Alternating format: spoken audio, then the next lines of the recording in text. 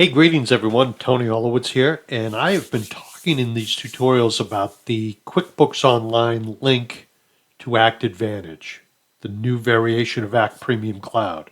So just so you know, I might often say Act Premium Cloud. It's just sort of a hard habit to break.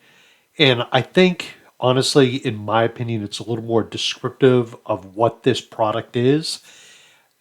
They updated it to include some things. So new users as of today, if you start with Act Premium Cloud today, this is what you'll have an option to get.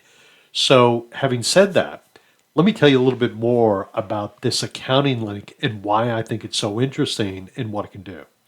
So again, we've been talking about this fake contact that I have. I've put this fake contact into QuickBooks. Then once it's in QuickBooks, I went in and created an invoice for some strawberry ice cream. And you'll see right here, it shows me what it is. And when I click on it over here on the right-hand side, I'll have a little bit more detail of it. Maybe not a ton of detail, but a little bit more detail. So the other thing that's interesting about this is there's certain fields or information in QuickBooks that act as brought in to the database. So when you go through the setup process, QuickBooks and Act create some new fields in Act. They're hidden, they're underneath Act. What I mean by that is even though the information is there, you're not necessarily seeing it in the Act layout. But you can customize the Act layout to bring those fields in. So at a glance, you can see some information. So what I did is I created a layout and added those fields. Let me show you what I'm referring to. I'm going to come to this little bar right here, and when I get the two-headed arrow, I'm just going to drag down. And what I want you to observe is these fields here. These are some of the fields that now are part, I think they're all the fields, I should actually say, that are now a part of this connection between Act and QuickBooks Online.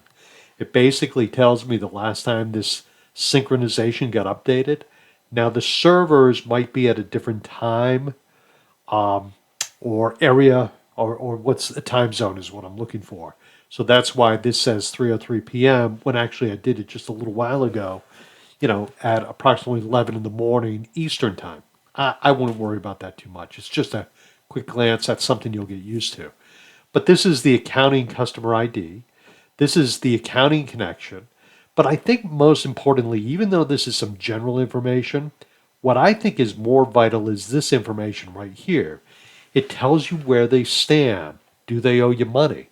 Now, this information, if I were in a sales position or if I owned a company that was sales related and I went to the fake contact, I'd want to know, have they paid their bill? So before a salesperson sells them more of whatever it is you sell, would it be good to know whether they're current or overdue? So this information, even though I sort of hit it down below this box, it could be brought up here on the green part of the screen, or on the right-hand side, I should say, where we have a lot of space. So you can utilize these tools. In addition to that, these tools are searchable. So if you wanted to find all the contacts in your database that had a receivable, you could do that. If you wanted to find all the contacts that were overdue, let's say 90 days or greater, you could do that.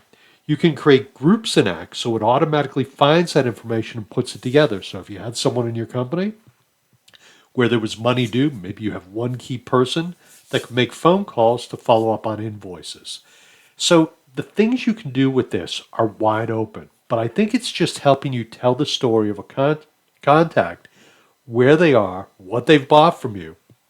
And again, you can review it down here and just give you an overview. What I wish was in here that I don't see is I think it would be phenomenal if they could take this out a little bit further and give you a breakdown of the total sales by year. So try to imagine, and again, this isn't here now, but I wish it were, if you had a field called 2025 sales, 2024 sales, 23 sales. So you could see it and historically see how much they've bought or sold from you within Act.